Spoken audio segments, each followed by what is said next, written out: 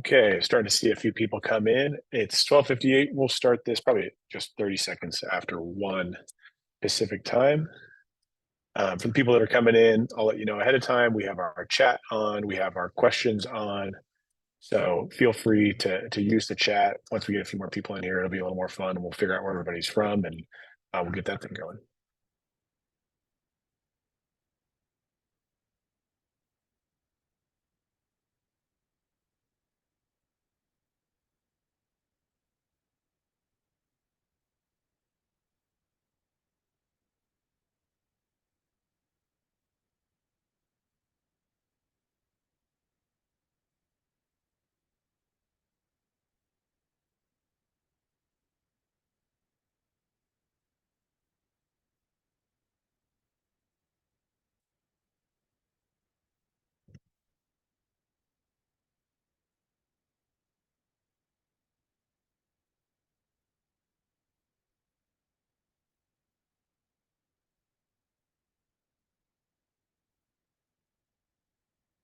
Okay, I see some more people rolling in now. We'll get started in about 90 seconds. We'll give everybody a chance to join.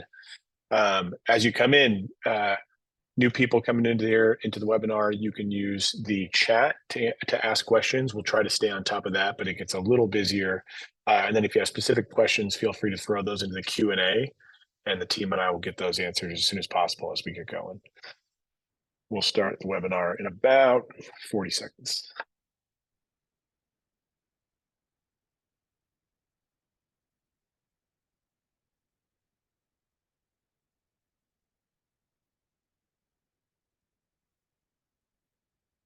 And if you're on LinkedIn Live joining us, if you pop questions into the comments there, we might not get to them in the moment, but we'll definitely respond to anybody who asks a question on LinkedIn in the comments section there as well.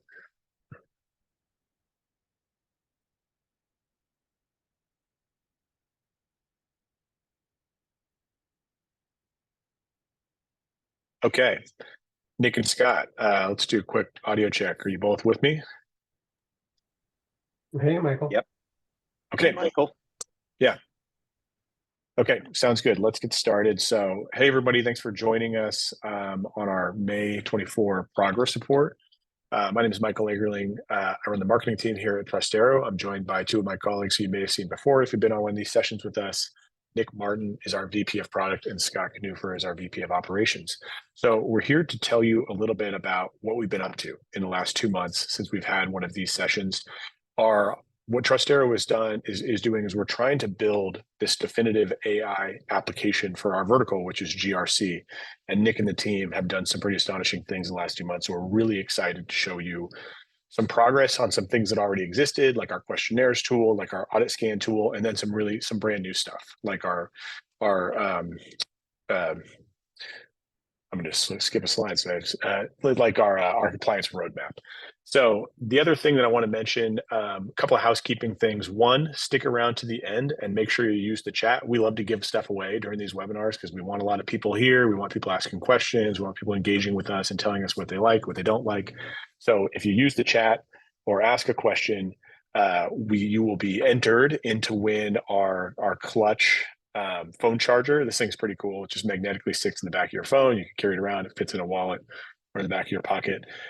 If we get a lot of people in here, we might give away 2 of these. Just depends on how many people are in the session.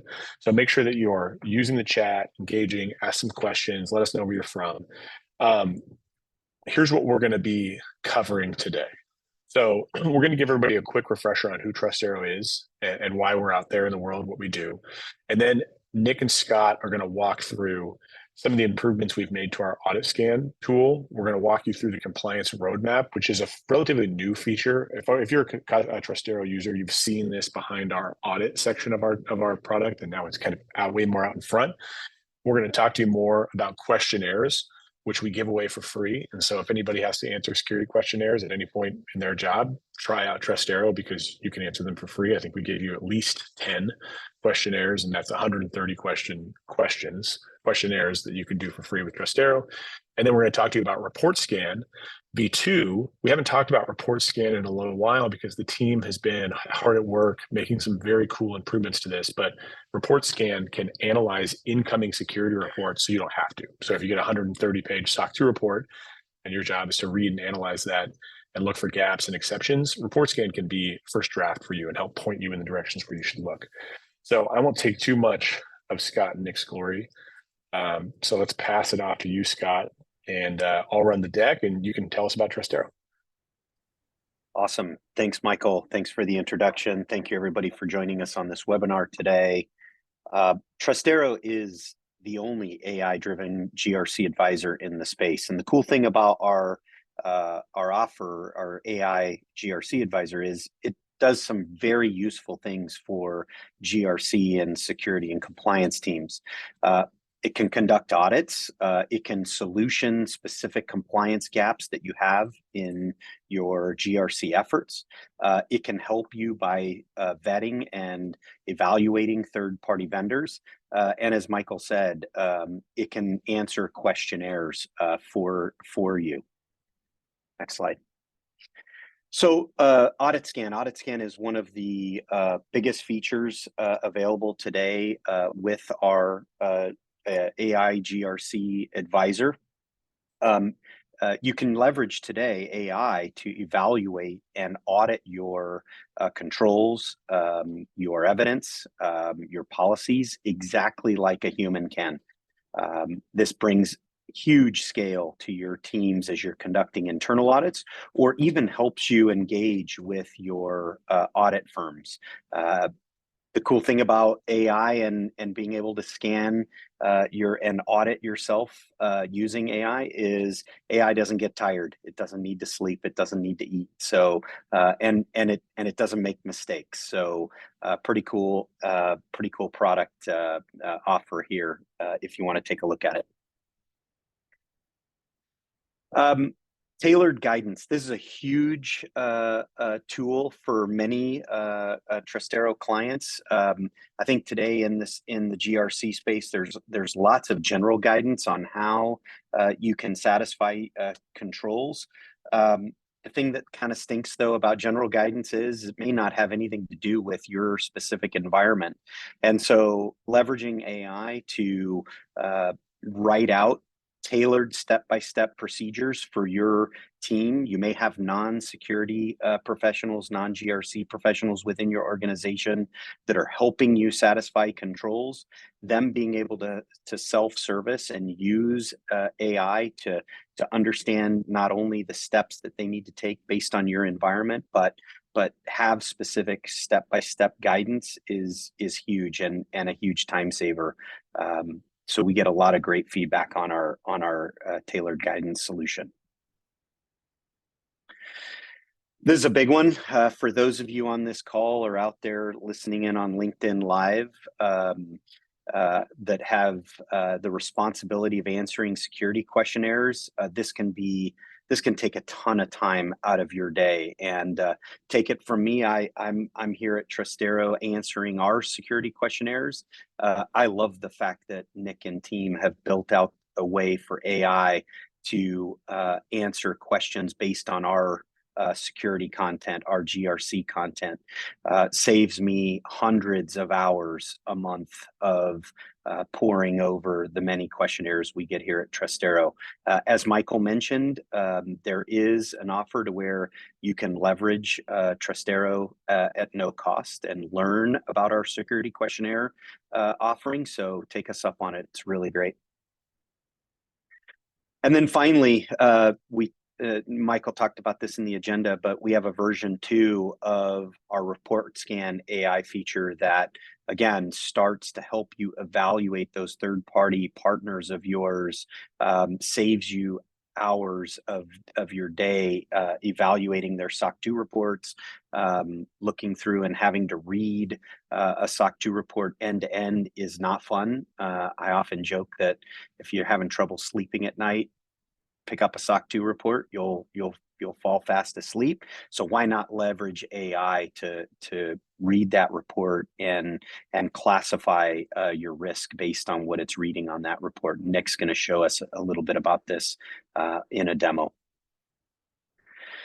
So, you know, we're in the compliance GRC space, so this is a sensitive space, and making sure that AI is giving you a accurate and um, um, not hallucinating, so giving you an accurate opinion or readout is super important. And so here at Trustero, we've developed a lot of technology that allows us to understand the environment to which a client is using, the different tools you're using. We built out this notion of a trust graph where, again, we can set all of the parameters and understand everything about your environment. The AI tools then engage that trust graph so that they can ask the LLMs the proper questions through prompt engineering so that we can make sure that we're getting the right um, answer back from the large language model. Um, Again, we're showing an accuracy rate of well above 90%. So limiting that hallucination rate that you would get from just asking a large language model like ChatGPT or Gemini a question in a sensitive space like compliance and GRC is super important. So again, Trustero has spent a lot of time and effort building out the proper tech to make sure that you can leverage the power of AI. Last thing I'll mention on this topic is we take huge steps in ensuring your privacy. So no information should ever be shared about a specific business requirement or business data should not be shared with an LLM. So we take huge precaution there. And then finally, I'll just say this: not only are we the leader in AI solutions for GRC, but we also can offer a full GRC platform end to end for any business or enterprise. Thank you, Michael. Yeah, you bet. Thanks, Scott, for that precursor and intro to Trustero and a refresher for people who haven't seen it before. Welcome to everybody who's kind of popping into this point. Open up your chat. Let us know where you're from. We're giving away a very slick little magnetic phone charger called I already forgot what it's called. It's very cool. Trust me. Nick, we're going to hand it over to you. And why don't you show us some of the good stuff? I think there's four features that you're going to, the clutch. Thank you, David. Thank you for that. Show us some of the good stuff. Show us some in-product demos and what you guys have been up to over the last several months. Much answered by David there. Yeah. Oh man, big time. Wow, that was very meta. I'm a dad, so yeah. Yeah. Me too. Hey everybody. Yes, I'm excited to show you what we've been up to. Some new additions that we've got, things that we've been doing over the last couple of months. So I will pull up our Trustero instance here. And first I'll give you all a little bit of background. So this is a demo environment.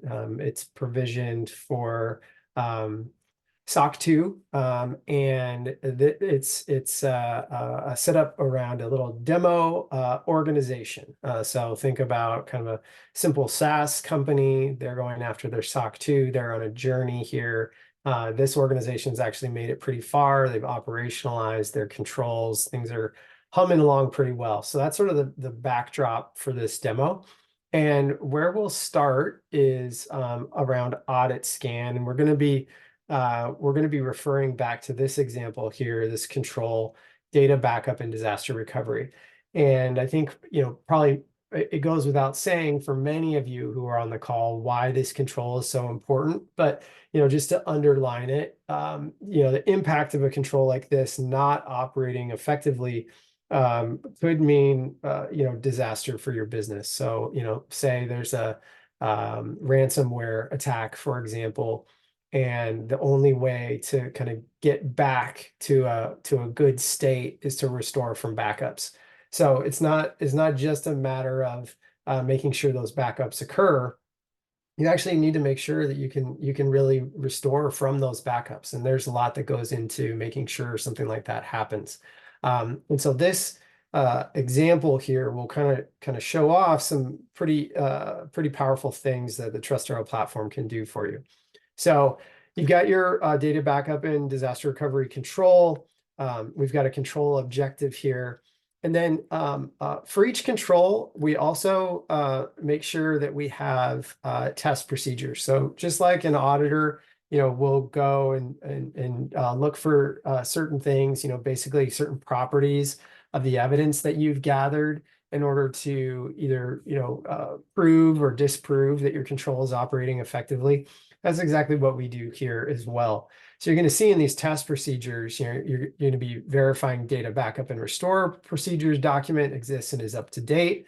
That outlines the steps that should be taken.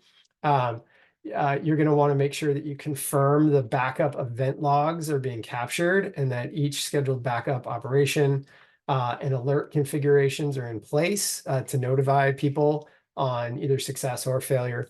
And then you're going to want to make sure that annual testing exercise actually happened and that it's documented and that you can effectively meet your recovery time objectives.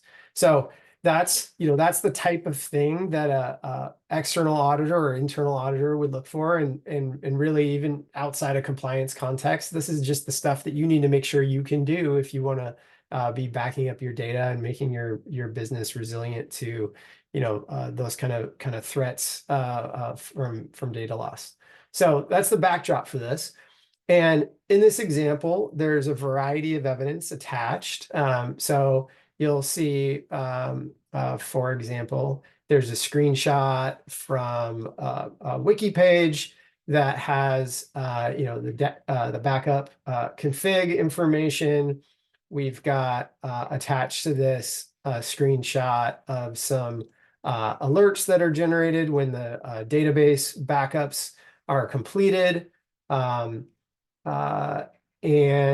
we also happen to have a record here of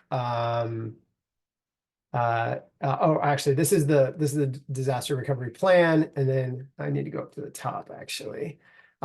This is a record of, hey, this is how this organization actually went about their exercise and what they did. So, here's the exercise, here's when it was done, here are the people who took part, here are the things that they did. So they're verifying RDS, they're verifying S3, on and on. So so that's the evidence that's actually been collected. Okay, great, you've got this. Now let's say you want to evaluate whether all these things were done correctly. Obviously, human auditor is going to do that when you get into a situation, when you're having, say a SOC 2 examination. But you also, for kind of internal purposes, may want to be evaluating this in sort of a proactive mode as well. Or if you have an internal audit function, they may want to be doing this as well. And so that was the thinking for the audit scan feature. And so what audit scan will do is it will evaluate your controls to make sure everything is actually working as intended. And there's three kind of AI powered checks that we do here. So the first one is this control matches policy test. So this is a governance layer check to make sure that the control and its parent policy are in sync with each other. This is the type of thing that actually can get out of sync maybe more than we'd like to think it would. So for example, you could have the cadence that's specified in the policy. It might say that you need to do your disaster recovery testing once a quarter. And if the control only requires it annually, now you've got a problem. So that's what this particular check exists to do, is make sure those things are in sync. And indeed, we can actually pull up the policy here. And so we've got this whole business continuity policy here. And you can see that there's a section in here, which is the whole data backup and disaster recovery section. So all of this text here. And what our first audit scan check is doing is it's making sure that these line up. So it's going to say, and it will give you sort of top level. Yep, check, you're good. Or if you've got a problem, it'll flag that. And then it provides the reasoning for how it came to its conclusion. So it's not just a black box where, yep, you're good or bad. It's actually going to be laying out the analysis so that you can make sure that it makes sense. And so in this case, it's saying, yep, this objective is contained in the policy. And then it outlines detailed backup plan, et cetera, et cetera. And saying all the ways that it actually is all consistent and you're in good shape. If you weren't in good shape, it would tell you that very directly. So things like I mentioned, those kind of cadence mismatches, it will flag that kind of stuff and say, hey, your policy says one thing, control says another. That's a problem. You should correct it. Okay, so that's control matches policy. Next one is completeness. And this is checking to make sure that it's got all the evidence that it needs in order to render a decision about whether or not the control is operating effectively. And so you'll again, so same story, high level kind of check, you're good. And then it will give you information about how it came to the conclusion. And so you can see here, it's actually referencing the documents that are attached as evidence. So here it's talking about that disaster recovery plan. It's talking about those Slack alerts that we looked at. It's talking about the annual data backup and restore test. And then it also is referencing the logs and alerts. So it's saying, yep, these documents collectively satisfy the suggested evidence for the control. So far, so good. Final thing it's going to do, this is where it actually looks at those tests that are specified up here and says, for the evidence that's attached, does it actually show that all these things are happening? And it will lay out how it came to its conclusion. So this particular control objective is satisfied. All control tests have been met. So great. And then it's going to break it down for us. So that the data backup and restore procedures document exists and is up to date as evidenced by this PDF. This Confluence Spring screenshot, et cetera. So it's going through and explaining how these different things meet the tests. Now, some interesting, pretty noteworthy things about this. Y'all may have noticed that the evidence is all screenshots and written documents. So the audit scan feature can take advantage of evidence that's more structured and gathered through things like our evidence collectors that we call receptors. But it can also work with screenshots, PDFs, spreadsheets. So multimodal capabilities there. And so that means it will evaluate kind of whatever's most convenient for you in terms of gathering evidence. Pretty powerful capability there. So this is a capability we've had for a little while. We've also added in the ability now to do overrides. Depending on, there's a variety of things that can end up happening. Sometimes the right evidence wasn't attached. Sometimes maybe the test wasn't written correctly. And then every once in a while, the result itself, despite the evidence and test being correct, doesn't come out the way it should. So we have this mechanism available now where folks can actually override and provide their own reasoning. So that helps you keep kind of the state of your compliance world accurate. Also gives us feedback, which we incorporate and are continuously using to improve our product. So that is audit scan. Michael? Nick, a couple questions before we move on. I'd like to answer these in real time if we can. Okay, so we got a question from Llewellyn that was, here's what it says. It says, how do the observations at Wharton, University of Penn, for example, indicate that larger models perform better than specialized models? How does that affect the development of Trustero AI for GRC. And I already kind of gave the base that like Trustero uses proprietary AI plus large models, but anything to add to that? That's well said. Yeah, so we are, you can think about what we're doing as kind of a best of both worlds. We're using cutting edge large language models that we did not develop, along with techniques that are specific to kind of our domain in order to make those models perform well. So it's sort of a combination of things that we're doing and the large providers do. And so we heavily leverage those large models, and maybe just to get like a little bit more technical for a moment, like we haven't done our own training. We're not developing our own models. So that's not what we're doing.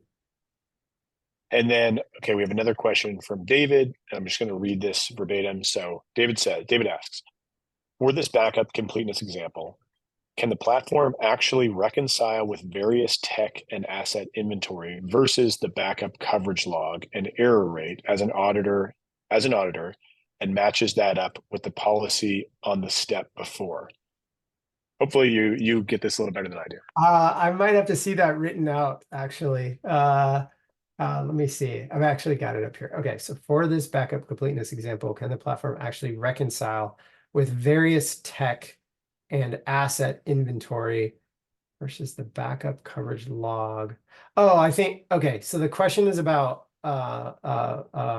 correlating across evidence, error rate, auditor, and matches up policy. I'm actually Yeah, I think the short answer, Nick, is yes, but I'm actually gonna ping David offline and see if we can share with him how the AI advisor reconciles the audit process.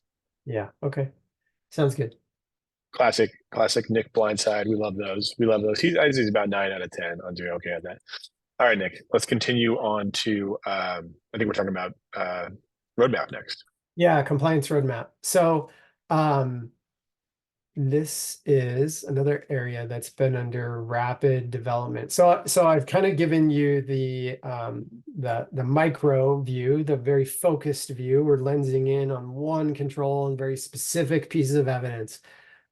What our compliance roadmap does is it's the macro view. This is big picture. When we initially launched this, we were able to do roadmap just for SOC 2 and just for an individual audit. More recently, we've expanded it to work with any compliance framework, and it will work in what we call our continuous compliance mode. So that's your widest view. So we give you sort of blindered view, or if you just want to be working on a particular audit and its scope and its frameworks, you can do that. This is giving you the widest possible view. Show me everything that's going on in my organization and how I'm doing. And then we've broken that down into these high level sort of framework neutral steps that you need to go through as you're kind of climbing the mountain on your compliance journey and working and getting your way to the top. So yeah, so we've got it now. Any framework, it will work across the organization. And then one thing we've also added recently is this overall progress indicator. Before, we just had progress indicators for the individual steps. So now you've got that overall number. And just thinking about it from as a very, very simple KPI, one thing that we found for our customers is they like this and appreciate this, and basically you can kind of turn a lot of what you do GRC wise into a game of just make these all turn to 100. That's basically what it turns into. So very high level. Each of these is broken into a number of individual steps, and you'll actually see compliance you'll see the audit scan capability in here. So the other thing we do This also introduces various steps to you in sort of the order that makes sense. So it's not so overwhelming that you have to do everything all at once. So for example, this prepare content step, this includes our control matches policy piece. So making sure your controls and policies actually are in agreement. You want to do that relatively early. And then later you would get into your, operating effectiveness, or, are my controls actually passing? So that's a little bit about compliance roadmap. Perfect.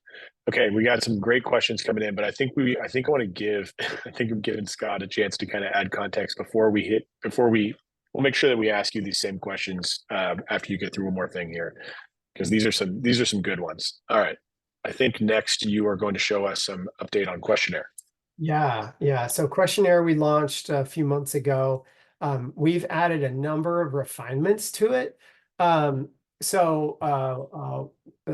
first version of it, we had a bulk question asking capability. That still exists. So you can come in here and upload a spreadsheet, or just one at a time, ask a bunch of questions. So that is still here and is still there to service those true kind of information security questionnaire kind of situation. So like if you're like us at Trustero, you're getting these security questionnaires in that you need to go through in order to open up deals or complete deals.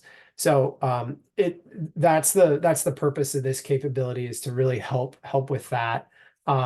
And we offer it in two flavors. There's a knowledge base backed version, which essentially, if the knowledge is in there, we can answer the question. It doesn't matter if the question was asked in one way, or it was asked as a kind of a compound series of questions all jammed into one, or if it's discrete questions that are spread out throughout the knowledge base. If it's in that knowledge base, we'll be able to answer it. If it's not, we also confidently tell you, hey, it's not in the knowledge base, we can't answer. That's our basic version. And then advanced, this is very cool. It actually relies on the information that's in your platform. So your controls, your policies, and your evidence in order to answer questions. This capability in our platform here will rely on both, and you can choose which one to start with. The basic version is faster, but it relies on you kind of curating that information.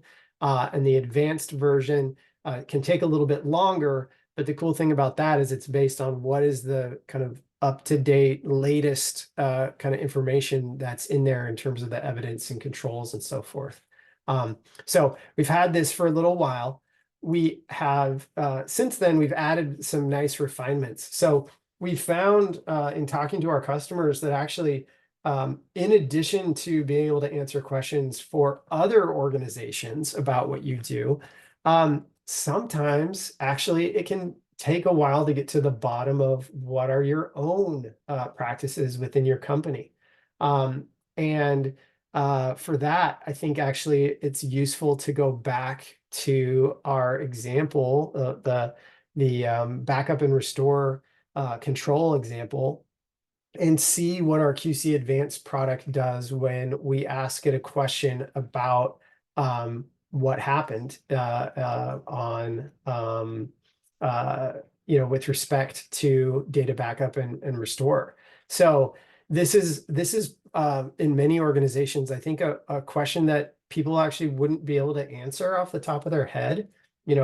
Who conducted the most recent data backup and restore test? When did it occur? And what did it include? So you guys may remember that piece of evidence that we showed earlier, that PDF that said it had all the details about the test. And this answer was generated by QC Advanced, and it ultimately referenced that PDF and pulled all this information straight out of there. So you can see this answer here. The most recent data backup and restore test was conducted on December 13th, 2023 by key personnel, including, and it lists out who they were. It lists out what the test covered. So it covered RDS backup and copy, checking S3 backup and replication, data integrity and accessibility checks, alert and monitoring system verification, DR readiness review, et cetera, et cetera. All things that are covered in this piece of evidence. So in our, sorry, gotta get back to the right place. All the information that was detailed in this piece of evidence that was added. So you can see here the December 13th, you can see the individuals who did it. You can see what was done. And this is all the same stuff that is cited in this answer. Okay. Sweet. Okay, one quick, I think it's worth elaborating on the security question that comes up whenever we talk about audit scan and questionnaires. And I think there's some questions that are too long to answer in this webinar, but we're going to get them answered. But let's talk to me a little bit about, and talk to the folks on the line here about security at Trustero and how we manage client information and what gets exposed to LLMs. Yeah, for sure. And actually, I'm just going to pull up notes that are in our FAQ, so I make sure to cover everything because we have this. And I can just give a quick tour of that. So yeah, so we have an FAQ item that's called, how does Trustero ensure data used in AI-powered features is secure? And so I can just reference this, and actually I might as well just put it up here on the page for you all. But so it comes down to a few things. You know, we obviously take it very seriously. So we have our own SOC 2. We actually just got another edition of it within the last few weeks. So that covers all of our own security practices, you know, so, you know, we do the obvious stuff, right, with encryption, permissions, customer data, et cetera. In terms of what we actually collect, our goal is to collect as little data as required to assist you all with your GRC journey. So we're, and where this actually, I think a practical example of this is pretty good. So for many, you know, it's very common for information security compliance to require background checks be conducted on hires before they start. And so, and that's true of, you know, our customers, true of us. And so what our platform will actually collect for that is not the details of the background check, like what the findings were, but it was just the fact that it was conducted, who it was conducted on, when it was conducted, because that's what the framework requires. So in many cases, we're just storing metadata. We're not storing the data itself. So that's one thing that we do to try to minimize the data we collect.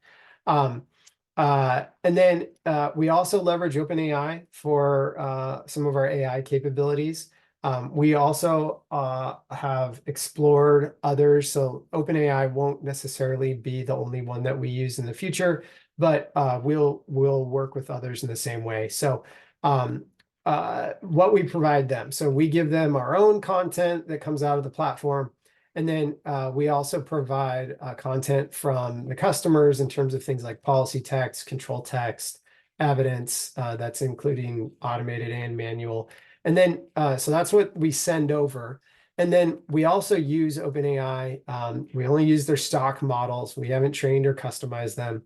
And then we also use them in, you know, forgetful mode. So this is a big thing for the foundational model providers. They know that, you know, information provided to them in many cases is absolutely essential it not be incorporated back into their corpus. And so that's the way that we use them, and that's a first class feature they provide.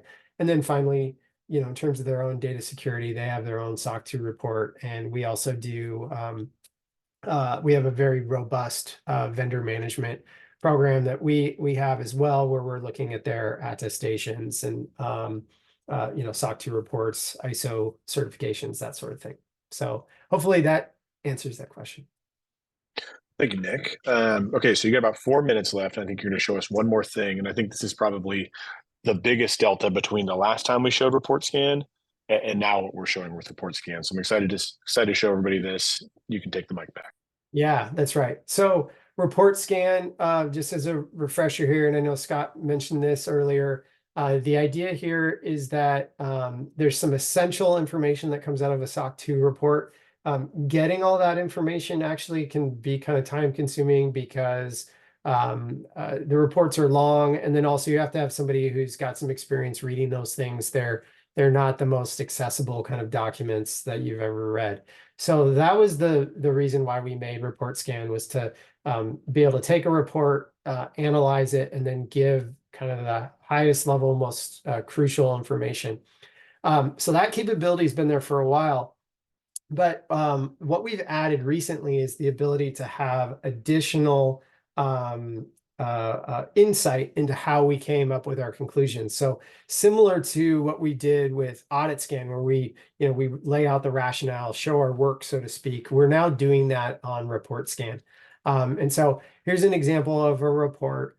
So you'll see, for those of you who have used this, this will look pretty familiar. We're saying, who the organization is, what type of report it is, some information on the auditor, information on the criteria covered in the report, and then some test quality information, including non-occurrences and exceptions.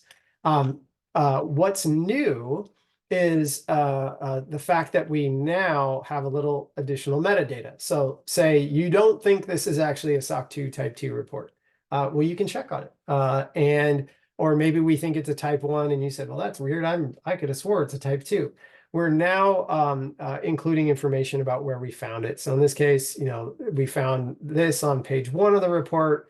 We found information on the auditor on page 3 of the report, that type of thing. And then I think the area that folks tell us they're most excited about is here in the test quality area. We're actually including excerpts from the report itself, as well as the page number. So that was one of the things people said, yeah, we love the fact that you can tell us the numbers of times these things are happening. Can you just give me a little bit more detail about that? And we said, yeah, that's great feedback.